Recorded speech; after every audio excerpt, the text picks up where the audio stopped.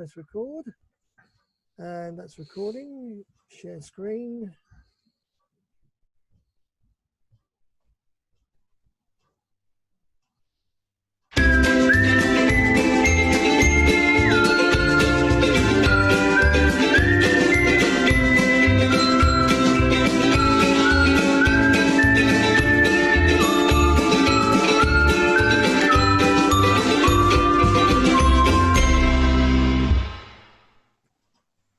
It's yet again another delight to welcome yet another illustrious Salvationist composer to the Annals of the Composer chat forum, Mr. Phil Rayment. Welcome.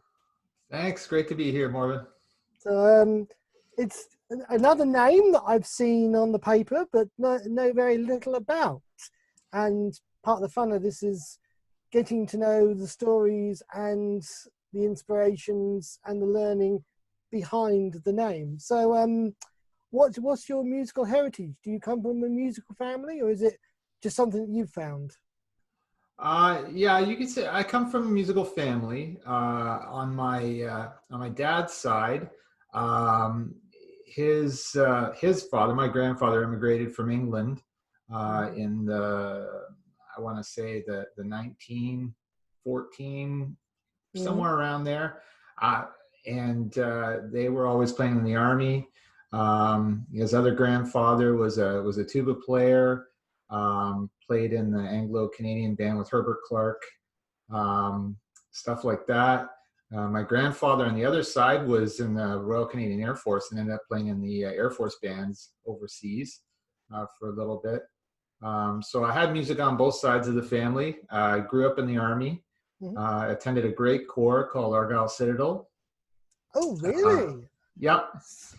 Yeah, it was a great corps to grow up in, and musically it was fantastic. We had a good band, good songster brigade, always when I was growing up, and I came up through the YP band program and played in divisional groups and all that kind of stuff. So I had sort of a good standard Army upbringing, you might say, and exposed to a lot of great music. That's interesting. So music was obviously very heavily. So when did you sort of find out that putting notes on a paper and rearranging crotchets and quavers was something that you could do more than just reading the cornflake packet and, you know, listening to the latest pop songs on the radio kind of thing? Well, I was kind of a late bloomer, I think.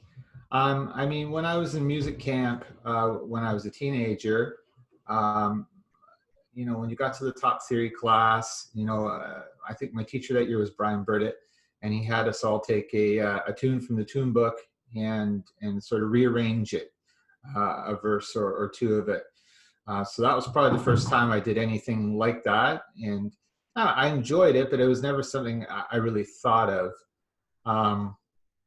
When I got into university, I took the scenic route through university. At first I went for urban planning and did a year and a half of urban and regional planning, and figured out that wasn't for me. I'd never thought of music as a career. Growing up, you know, I was surrounded by music and I loved it. I never thought of it realistically as a career. But I ended up switching to music after a couple of years in university. I did a 4-year music degree. And then, like all musicians do when there is an immediate opportunity to play for a living, I went to teachers college. And but while I was in university, you know, you get all your theory classes and stuff like that, and you have assignments and you're asked to rearrange things. And so I did all that. During that time, I actually wrote a couple of short songster pieces. And I was fortunate at that time. The songster leader at the corps was going on maternity leave, and she didn't have a deputy songster leader. And so she asked me to help out with that. So I had the chance to sort of try out a couple of different things with some short vocal pieces. And I think I did one other thing that actually kind of amounted to something in university was I did an arrangement of a Strauss processional. My German is terrible, so I believe it's called Feierlicher Einzug, which translates, I think, to festival entry, but I called it solemn procession. And I arranged that, and we had a sort of a pickup band in Teachers College, and we played that. And that actually ended up getting used later by the New York Staff Band. So that was probably the first one, the first arrangement that actually got used anywhere. But even then, I didn't write anything else after that for a couple of years. And it wasn't until I think it was about 2005, and I was leading the core band, and it was just a necessity thing. We needed a Christmas piece, and we didn't really have anything that jumped out. And I thought, well, maybe I'll just try and write something. And so I wrote a piece called Winter Snow, and that sort of kicked me back into writing. People sort of took to that a little bit, and that's always encouraging. And that's, I think, what makes you want to write more. 2008 it was published, so I think that's one of the things I remember. I thought, oh, there's a new name on the board here. But I mean, obviously, as you will witness and say for yourself, that the date of compositions doesn't reflect when they get published, if they get published. So you can have a piece that's lying on the shelf for years. Is it so, when you sort of discovered this was a sensible thing, you'd had the lessons at university and you'd done your degree, was it a case of being serious about the musical study, or being a teacher for it and helping people learn about the structure of having to play music? Or was it a case for you as the actual composition and putting the notes together for other people to use? Was it all in one package, or was it different? I think it was different, but again, it was kind of, I took the scenic route because I finished my teacher's college year, and there were very few jobs available in the area around Ontario. It was the government at that time was trying to cut things back, and there weren't teaching positions. So I started floating my resume out to a few places in the United States for DMD type jobs. And Ron Wakes Norris was one of 2 or 3 people, I think, that replied and said, we need a bass trombone player in New York. Would you be interested? We can find a job for you. Back in those times, they could sort of wrangle that sort of thing. And so my wife and I, we just got married that summer, and then we ended up moving straight to New York and lived there for 4 years. And I wasn't working in the music department. So I still, and composing is sort of time intensive. So if you're not in a position that allows you a little bit of flexibility with that, I was in the core evangelism and growth department. And so I was doing that all day long. And then, soon enough, we had our first baby and that sort of thing. And so it didn't have a keyboard at home and that sort of thing. So I didn't do very much writing, around that time either. It's an interesting question, because you seem to sort of do a mini kind of thing from a couple of 2 or 3 Christmas pieces, I'll get the word right, Christmas pieces and Advent things, to, I was looking earlier, some of these things you have listed, so I could sort of dig out the details for.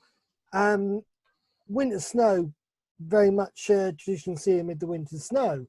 But you've got Maple Leaf Brass seems to like your music. Is that because it's just something you feel comfortable writing for that series, or what? It's funny, Maple Leaf Brass, and I'm good friends with Craig Lewis. We grew up together at Argyle and in the Division Youth Band together and stuff like that. So I've known Craig for years. And when he took over that department. Yes, go. Yes. When Craig took back over the department, they hadn't been publishing in a number of years, so he started that up again. And I think they were just looking for things, and he asked me if I had anything. I offered them. I had just arranged, I think, Christ's Part for band, and I offered that to them, and they said, no, that's not really what we're looking for. And I had already written a piece called Entrada, Bless the Lord. And Yep. a couple of bands had used that, and I'd sent that over to editorial, and they had said, I think Andrew had said they planned on using it at some point, but in editorial in England, it's usually a 3 to 4 year delay. So with Craig and the department over here, they're moving stuff out pretty quickly. So he asked about the piece, and I said, well, they have it over at editorial. You can ask them if they're willing to give it up, and they were. So because they just have drawers and drawers full of stuff. So it's great actually having Maple Leaf Brass, because we have a lot of good composers in Canada right now. And they just wouldn't get published, I don't think, if we didn't have that, just because of the sheer volume of music, I think, that comes out these days. When you do sort of do the compositions, is it because someone says, can you write for such and such? Or is it, yes, have you got anything in the mindset that we can, we need something for this thing, we're not too fussy? What's the difference between self-composition and somebody ringing, emailing, saying, can we have an entrada? Can we have, based on X, Y, and Z? Is it 50-50 or what in your experience? Well, in my experience, and I can't speak for anybody else, but I think initially you have to be a self-starter, because you're not going to get people asking you out of the blue for stuff if they don't really know you. Yeah. So I think most composers early on probably just start, tinkering around and think, I want to try this, I want to try that. For me, I've almost always been conducting a band at some point. So it's kind of through that lens, you need an opener. So, okay, I'll try and do an opener. And I've been conducting a youth band for the last 5 years. So that opener was I decided to use a contemporary song, 10,000 Reasons, and because I thought that's something that the kids would connect with. Yes. It ended up being, they played it, and they played it well, but it's not really a youth band piece. It's a little more demanding than that. But from that, and now that I've got a couple of things out there, then I would have, for example, it's funny, I sent Christ Part down to New York just for them if they wanted to play it. And they misunderstood and thought that I was sending it to them to publish it, which was funny. So I got a letter back from Dorothy Gates saying, oh, thanks for sending this to us. It's not really what we need right now. But if you have any Christmas stuff, we're always looking for Christmas items for the ABJ, because they do a Christmas edition every year. Yeah. So I said, well, I could do something Christmas for you if you want, what are you looking for? And she left it pretty wide open. They're just looking for public domain tunes mostly, so they can keep their costs down. So I said, well, what about, O Come Emmanuel? And they said, that's fine. So that's where Advent Hymn came from. Yeah. I think the one that intrigued me was, the Duke Street Entrada, because it's a triumphant collection. And I only managed to get a real snippet of the music, because for some reason, if triumphant is like Truth of the Fame or Shine as the Light, it gets used massively. If it's one of these short, sweet entradas, or just a lovely hymn tune or an opener, as you say, it sort of gets buried. I don't know why that was, but luckily I do know where they keep the score notes for it. So I was really 1978 by Ralph Carmichael Brass Band, and it's done in the big band score, which I thought for Duke Street, for an entrada, that sounds interesting. Because Duke Street is very a pedestrian kind of, no pun intended, tune that you'd normally hear on a march, or as to open the congregation up. So how interesting was it to take the tune and to spin it into the opener and the entrada, what it became? Well, that piece is actually, it's I would say it's 80% a lift of a Ralph Carmichael arrangement. So, and I don't know how much you know about Ralph Carmichael. He was I've one of never the, heard of him before. so Ralph Carmichael was one of the big arrangers for Stan Kenton and his band. He did a lot of arranging for Stan Kenton. And then, but he was also a Christian. And later on, he started doing arrangements for big Christian productions. I grew up in a house where my dad was listening to music all the time. My dad was a tuba player. He was in the Canadian Staff Band, but he rarely listened to band music. But he would listen to Stan Kenton. He would listen to Ralph Carmichael. There were albums like the Anita Kerr Brass. Ralph Carmichael did some arranging for them too. A lot of it like 10-piece brass stuff. A lot of stuff, Mark Free arranged a lot of music in a similar vein where it had that little bit of a commercial feel to it, but still was listenable. So I'd heard that Ralph Carmichael piece on an album, and I don't even remember which one it was, but it might have been Anita Kerr Brass. But growing up, I'd heard it many, many times, and it just kind of stuck in my head. And somebody, I think it was my deputy bandmaster at the time, found the score for the 10-piece, I think it was a 10-piece or 12-piece brass group for the original. So I took that and I rearranged it for band. It just put a different ending on the end. And, you know, it just fleshed it out a little bit. But used that with the core band. We were doing a recording and we needed a piece for the recording. So again, as you know, necessity is the mother of invention. And so we recorded that. They had Ron Wakesnorth, I think, somehow got a hold of that recording and heard it. And I sent the piece down to him. And I owe a lot to Ron. This way because I've only got a fragment. So I've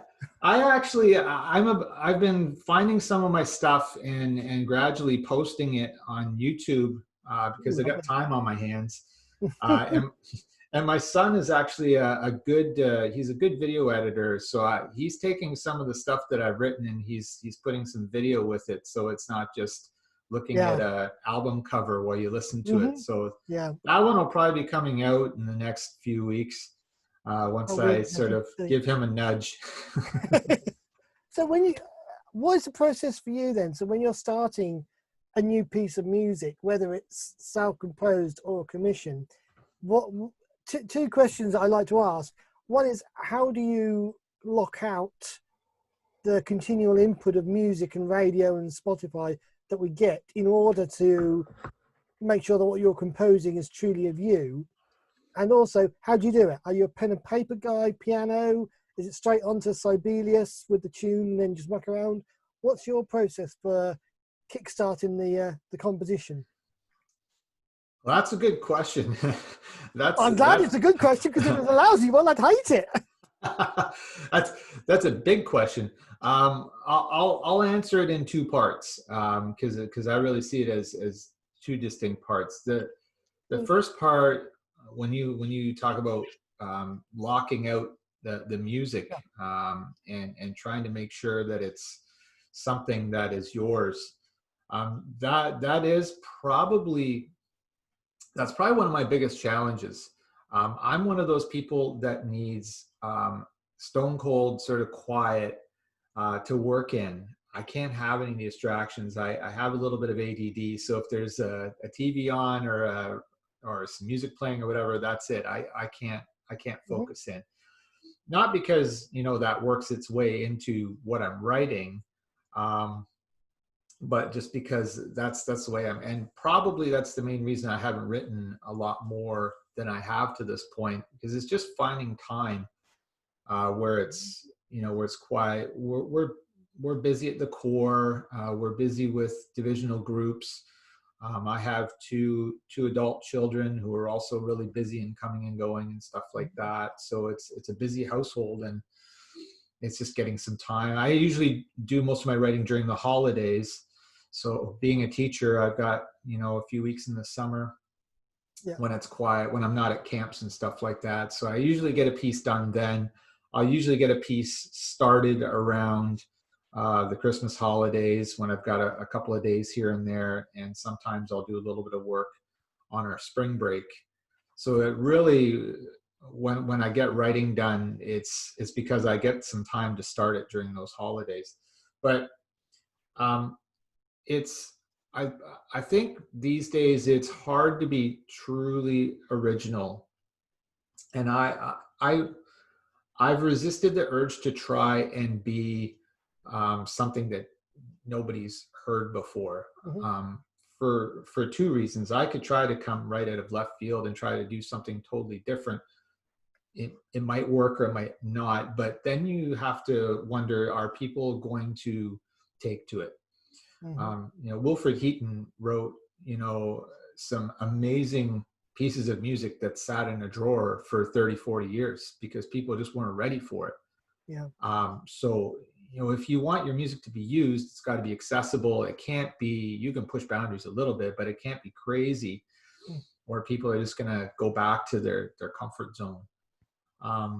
But, growing up, the way I did with all that music and playing, Leslie Condon, selections in the core band and, listening to, the staff band play all the big pieces by, Robert Redhead and, Ray Stedman Allen and giants like that. It's impossible not to get some of those ideas, imprinted in the back of your mind, and you'll write something and you'll think, oh yeah, I really like what I did there, and then you realize, oh yeah, that's what that's what Philip Spark did 20 years ago or something like that, and, but that happens, and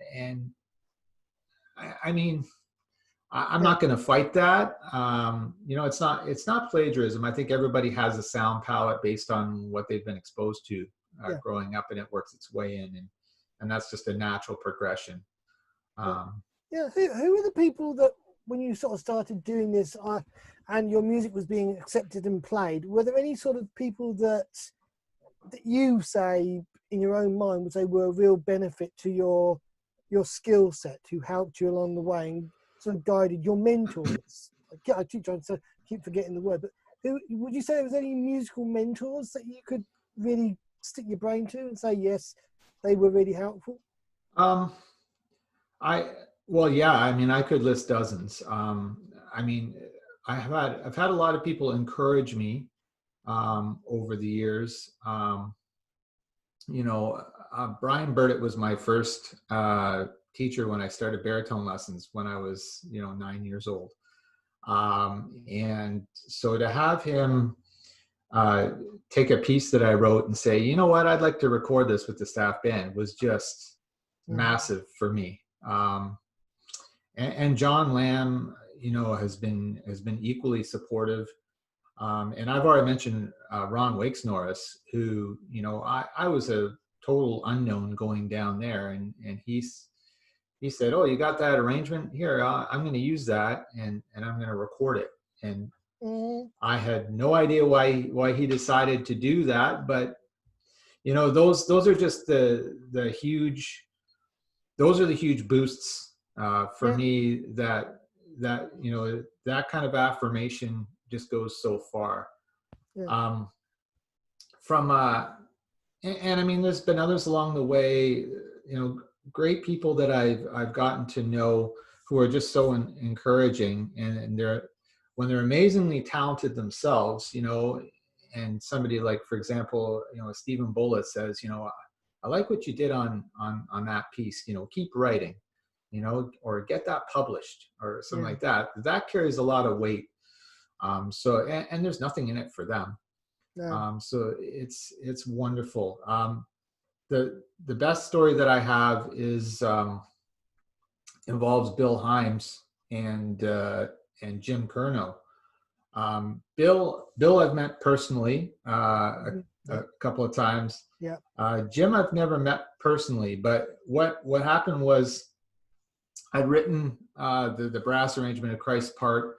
One of the corps in the area was having a music day, and Bill Heims was the guest, and they had a bunch of bands in the area do a little mini concert, and Bill listened and gave them feedback, and and some encouragement and stuff like that. So when the youth band went up, one of the pieces that we did was Christ's Part. And Bill came up after and talked to the band and gave the kids some pointers and stuff like that. And then he said to me, when did you do this Christ's Part? And I got a little bit edgy because I hadn't asked Jim's permission to do the band arrangement. And that was sort of the first thing that popped into my mind. I'm like, oh, this guy probably knows Jim Curnow really well. Yeah, they grew up together. And maybe his next question is going to be, when did you get permission to do that? But all he said was, I would really like to send that to Jim. Mm-hmm. And I was still a little bit, why? But he says, that really works. He says, I'd like to send it to Jim and see what he thinks. And who knows, maybe he would be open to sending it in for publishing. Mm-hmm. So he contacted Jim, and then I got an email out of the blue from Jim Curnow. And I mean, these guys growing up were just, they were the names you saw on the music. Yes. Every time a great new piece of music came out, it was Curnow, Heims. And so it was a little bit mind-blowing for me, but I sent it to him, and Jim worked with me and sent a couple of things back and forth with edits. Mm-hmm. He did very little as far as changing notes, but he showed me a lot about the intricacies of just instructions in the music, how to have everything just so when you send it to a publisher, so you're not leaving anything to chance, even down to what kind of mallets to use on a bell part and that sort of thing. Mm-hmm. Just meticulous. And that was a huge lesson to me. Yeah. And then at the end, he sent it over to England himself and said, here's an arrangement of my piece. You guys should use it. And so it's I believe it's supposed to be coming out in the Judge Street collection in the with COVID, I don't know if everything's on schedule, but that was the original plan. It's very interesting because sometimes I've talked to so many composers who said that the impulse to rearrange a famous piece of music, whether it be band or songster, and you do it and you really put your heart into it, and then you kind of go, oh, maybe I should have asked him first because maybe he doesn't like it. I mean, Kevin Larson said he had to go and ask his dad for permission for They Shall Come From the East, because he said that was one of the unique kind of things where he just sat down and the music came out. Yeah. So it's very interesting to say, I think Jim Curnow, I think he's just, I've had him on the interviews, he's just a lovely guy who I think has just had such a broad spectrum of experience and music. But I don't think anyone, and you can tell me if I'm wrong, I don't think anyone would faze him anymore. And if you've got a younger generation of composers who go, I grew up watching this, but I wanted to give it a tweak, I wanted to freshen it up, and you probably go, yeah, fine, good. So are there any pieces of music that, as you say, you've written and obviously not yet published? So when was the first time you can remember being offered to the baton, either in choir or songsters or band, to conduct a piece of music you'd written? I'm trying to remember. I can't remember if I conducted the Strauss with our pickup band. That might have been it. Other than that, it would have been when I wrote Winter Snow, because I was conducting the core band at the time. So I wrote it for that group. So I got to conduct that. And then anything that I've written in the last 3 or 4 years, I'm the deputy bandmaster at the core. The bandmaster at our core, Ron Heinzman, is incredibly supportive. Mm-hmm. And is always willing to, if I come in with a new piece, he'll throw it right up on the stands, and he'll usually ask me if I want to conduct it. Sometimes I'll say yes, sometimes I'll say no. Is it your core band that are your guinea pigs if you're writing a piece of music that's coming from you? And you know your core band so well. So does it kind of get modulated without thinking about it? Or is it a case of, it comes out, it's written, it's not a commission for a solo or an arrangement. and then it's kind of, okay, guys, I didn't actually write it with you in mind, but they are normally the first people that get the music that's just come out of your pen, out of your computer. Yeah, I mean, the good thing for me about having a good core band is I know what good core bands are capable of. So I can write something reasonable. And the same really with, I would say that the youth band is the level of a good core band as well. But obviously, some younger players maybe have a little more limitation on range and stuff like that. So that's been really helpful to me.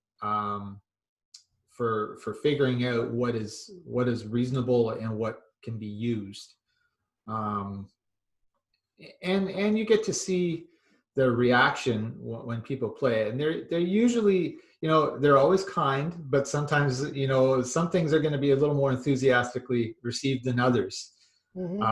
So I think the first time we played through Winter Snow in a rehearsal, the lead E flat bass player's comment was, "Well, that didn't suck." So, so they're usually pretty honest with you, when it's people that which is good. And we have a couple of other composers in the band and nearby. Ty Watson's in our band. So he's a good sounding board. He'll let me know usually what he thinks of stuff. And obviously, when you've written it on the computer, you've done it. It's all perfectly balanced. It's not until you get that real life thing as, no, the cornet section can't do that. It's too fiddly or whatever. Yeah. So that real life critique does help you hone your musical palette. Yeah. I mean, I haven't had any. I haven't had any crash and burn moments, fortunately. So I haven't brought in anything that's been a disaster. Yeah, we've heard about that. But you do hear things that work and maybe things that don't. I always tinker just a little bit usually after I've heard it the first time. Not always, but there'll be a couple of little things here and there just with voicings or whatever. And then once in a while you get a little Sibelius glitch where a note that's supposed to be on a space pop down to a line or something like that, and you go back in and fix that. But I don't tinker a whole lot, but I am probably more fortunate than most because I have two different bands that I can almost immediately try out a piece on. And they can play most of what I would write, unless I was writing some sort of a test piece or something like that. Just about anything else. Our core band is a really solid group, so they'll play all the festival series type stuff. So I can throw just about anything at them, and they'll be okay with that. Sounds brilliant. One thing I would like to ask you, because I was listening to it earlier on, relatively new piece, In the Morning, lovely little meditation. Blessed be the tie that binds our hearts in Christian love. The morning brings a new beginning. I know it's 2018 it got published in Maple Leaf, but as far as the actual meditation, was it something that you were asked to do, or did it come just out of your own instinct and reading and meditating? It's a little bit of both. Our core, for a couple of years, we used to have something called self-denial. Now they call it Partners in Mission. I don't know what they call it in the UK, but over here it depends what part of the year you're in. Yeah, so it's the traditional self-denial period, Lent around there, but they call it Partners in Mission, and it's the same thing. So the core has to raise a certain amount of money each year for overseas. You've got someone behind your glass doors looking in by the looks of it. Oh yeah, I think that's my wife Sarah. She's keeping the dogs at bay. Okay, you're okay. You're okay. But the chorus to raise a certain amount of money, and we had the person in charge had the idea that we had at the time 4 or 5 composers in the band, and so we thought, why don't we have people donate and they can request that somebody write a song. Really? And so we had 4 composers and 4 people donated. My wife had the second highest donation, I think, the one year, so she got to choose one of the composers. So it was quite wonderful that she chose me. That was was good. Was it you told now I want Ty? a little bit of, oh, she actually does like what I do. Okay. But she asked me to write a piece in memory of my dad. He passed away in 2014. He had a battle with cancer, and I mentioned he was a tuba player. Mm-hmm. But he had a simple love of life. Um, he would get along with everybody. He never wanted to leave a fence unmended.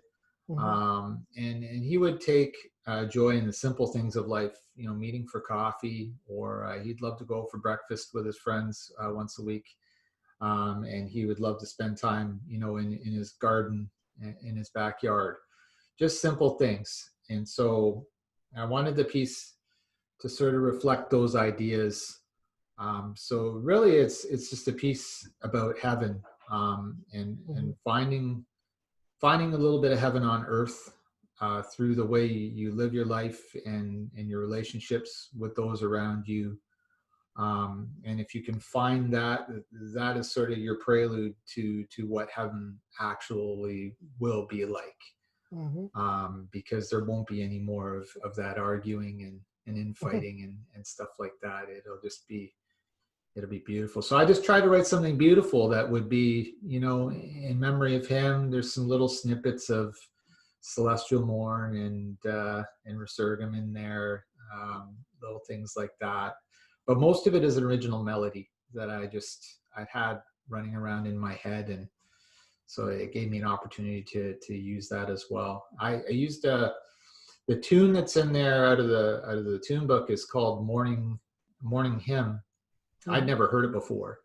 And I changed the mode it was in just a little bit, so it sounds a tiny bit different, but the words were what drew me to it. And I think the video that I have up on YouTube is the one that my son did, and the words are there. So that was just kind of my tribute to him. And so to have Maple Leaf Brass pick that up was a bonus, because I didn't really write it to be published. That was probably the most personal piece of music I've ever written. So I'm not sure there will be one that's more personal, but that's where that was. Something to be proud of, because it came from personal reasons, and as you say, it's something that's unique, and it was done for a unique reason rather than a trombone solo that can be played at youth congresses and all the rest of it. So yeah, it's very much of the spirit. Are you just equally happy to do brass arrangements, or is it just a case of, because I couldn't find any vocal published arrangements, but that doesn't mean there's not 400 of them sitting on that shelf behind you? Well, there's definitely not 400 of them. I've probably written 3 or 4 vocal pieces. I've never, it's funny because the 2 that I wrote years and years and years ago, I never submitted them for publishing. And it was before the days of Sibelius and Finale, and I honestly don't know what happened to them. They may be in a box somewhere. I don't know.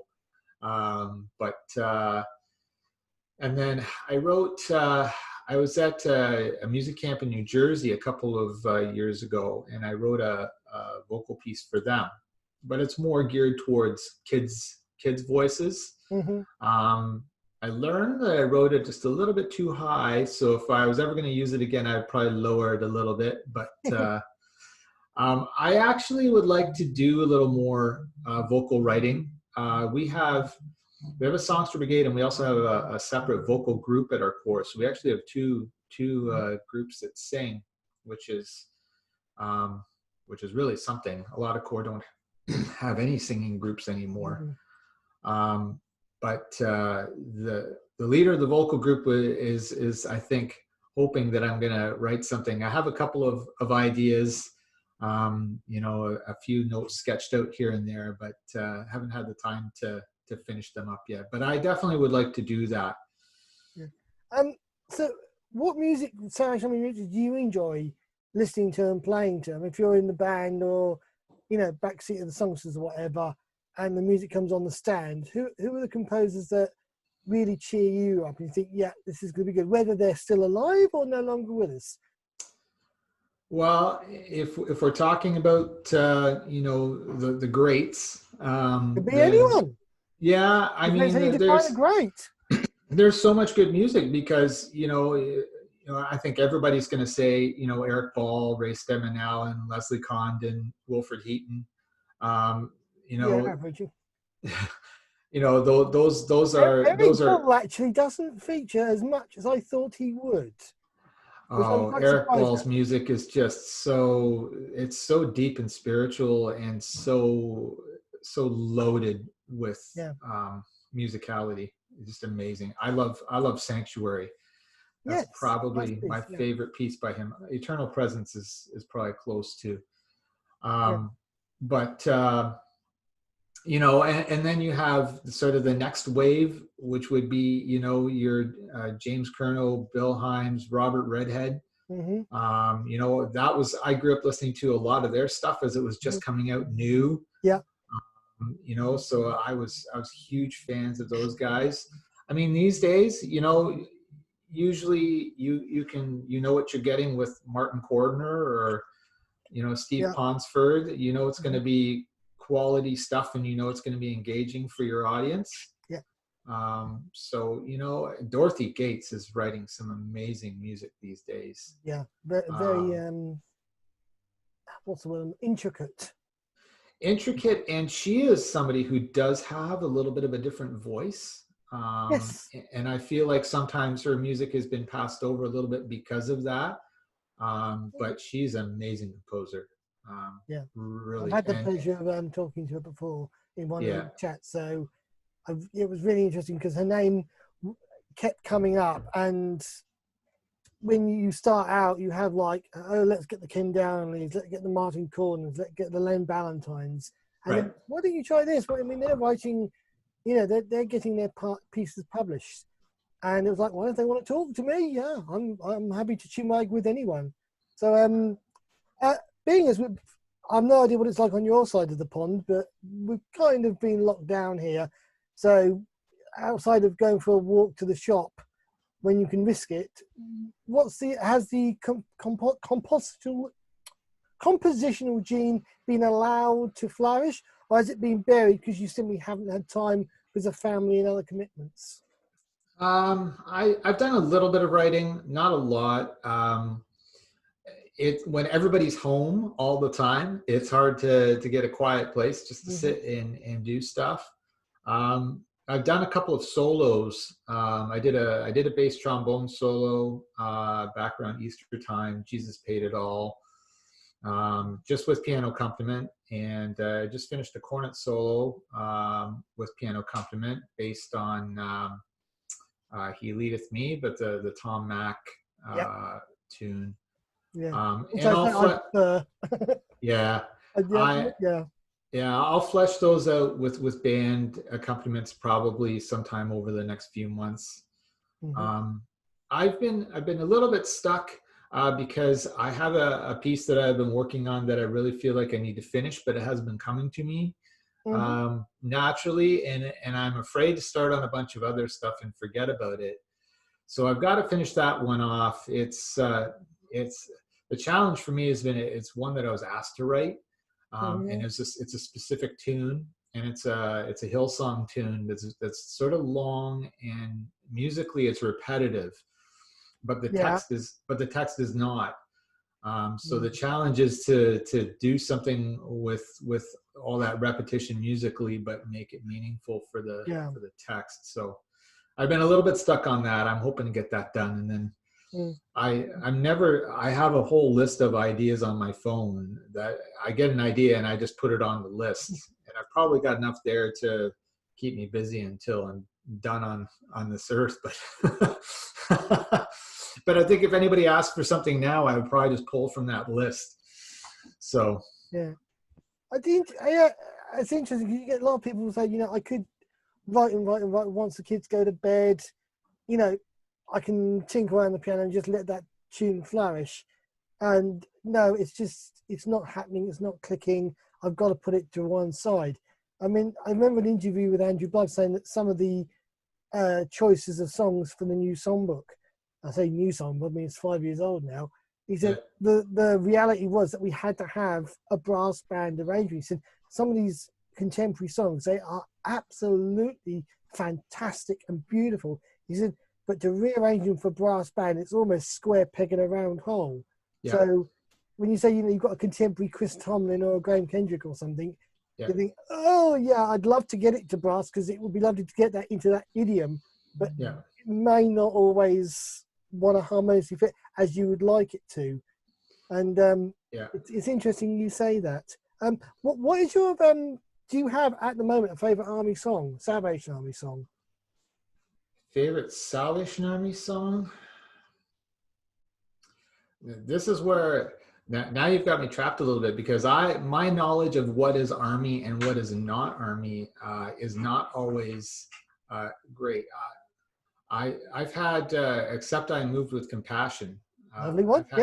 I've had that stuck in the back of my head for quite a while now. That's one of the ones that I would like to reset for vocal, but the words of that are just amazing. Another one that I like, and I'm not sure if it's an army tune, is Have No Claim on Grace. The tune is Shelby.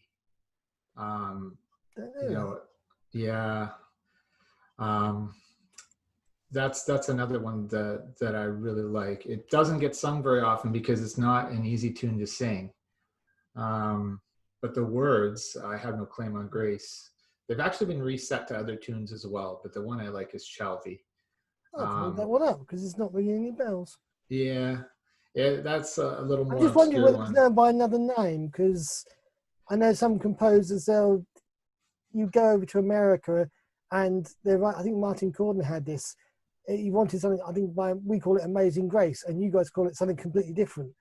And it's not a case of the tune is different, it's just it's known by a completely different name, because when it came out, the composer called it, New York Central or whatever, and it's like, no, we can't call it New York Central because that wouldn't mean anything in the middle of Sheffield or Doncaster. Right. So I'll have to look that one up just because it intrigues me to learn new tunes and hymns and stuff. Do you have a favourite Bible quote? Something that's, on the fridge magnet kind of thing? It's not on the fridge magnet, but Philippians 4, 6, and 7 has always been my go-to. Do not be anxious about anything, but in all things with prayer and petition, give thanks to God, and the peace of God will transcend all understanding. That's what I love.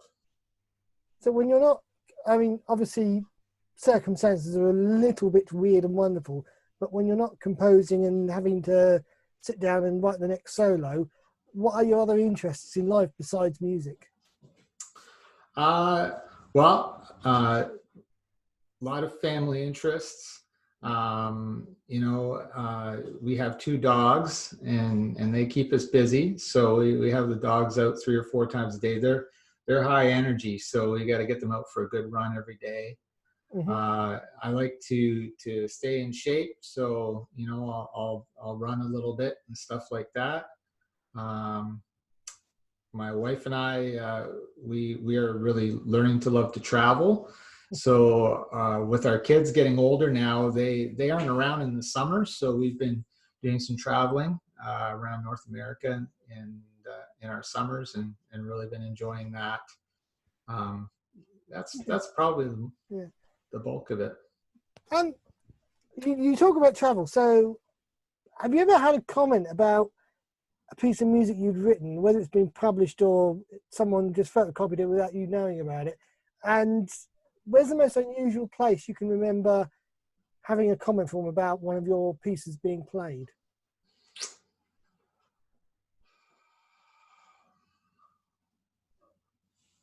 I don't think I can really come up with an answer to that one.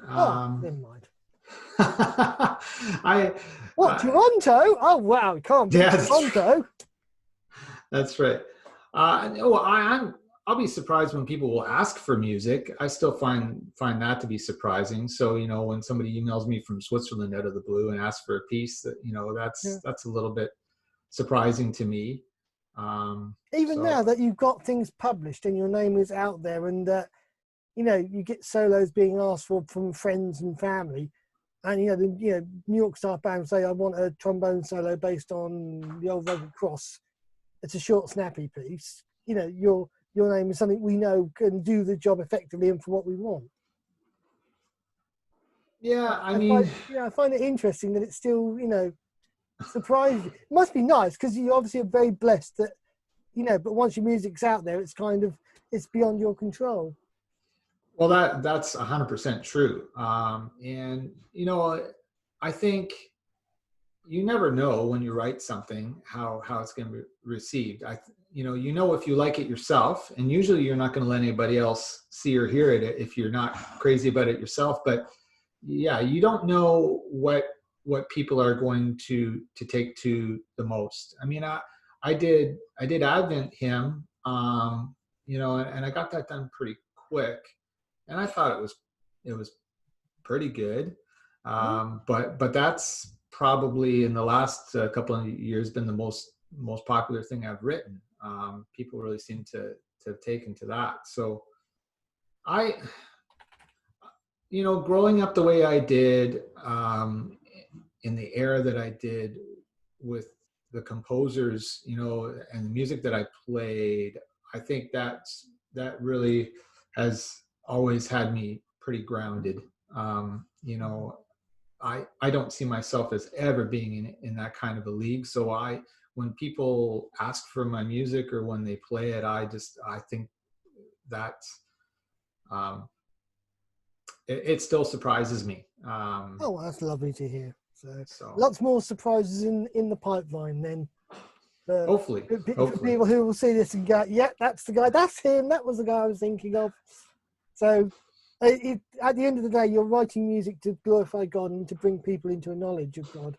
And if it's not functional, if it doesn't work, then it's kind of, okay, God isn't in it, there's something gone wrong. And as you say, if it's not clicking and if it's not gelling, you've got to take the time away and to allow the spirit just to kind of soak you back into it and say, okay, Yeah.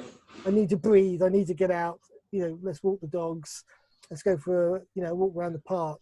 Because sometimes that healing, you get so pressured, the healing part just is the one part that allows the mind to open and your imagination to fire, and that compositional gene just to go, yep, we can do it, we can work it.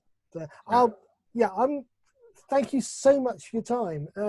It just seems that we get chatting to, I get chatting to everyone, and it's nearly an hour and a half, whatever, and we seem to have only talked about 3 pieces. But that's the beauty of the Salvation Army. So I'm going to pray with you, and thank you so much for volunteering to talk about your music, your experiences, your background, inspirations, all that wonderful stuff.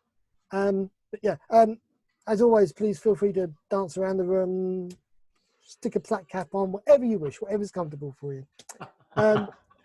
Dear Lord, Phil is just such a wonderful person that it's very clear that the music, that the compositional gene that you have blessed him with is being used in such an effective manner. We thank you, Lord, that he is willing and able just to put the time and attention into making these wonderful compositions, putting music on paper that will bless people and that will help people to improve their own ministry, whether it be for a meditation or a solo or a hymn tune they're not comfortable with, Lord. We don't know sometimes that how the music we write and play will bless and encourage people, but it does, and that's the important part, Lord, that you are there in the middle of it.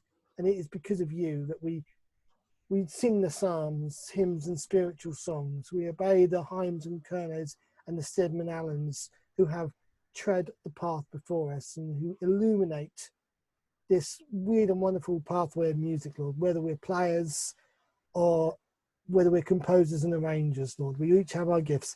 And I thank you for the compositional and arranging gifts that you have bestowed on Phil, his love, his family and his friends, his core, his musical colleagues, and the fact that he recognizes that it's you at the heart of it, Lord. And at the end of the day, if it's the best it can do, Lord, that sense of happiness and peace can, yes, Lord, I've done the best I can. And I just pray, Lord, that it goes right and that you can use it.